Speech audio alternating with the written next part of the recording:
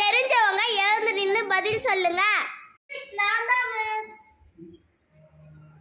நீயா? பாருங்க மிஸ். அதெல்லாம் மாத்தி பார்க்கணும் ஒரே உலக. நோட்ல நான் தான் மிஸ் எழுதுனேன். நல்லா பாருங்க மிஸ்.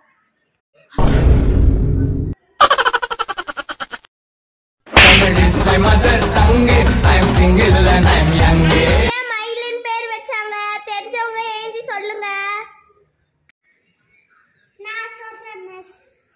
மயில் மலை இருந்துச்சா அதனால தான் மயிலின் பேர் வச்சாங்க. எங்க அம்மா சொன்னாங்க மிஸ்.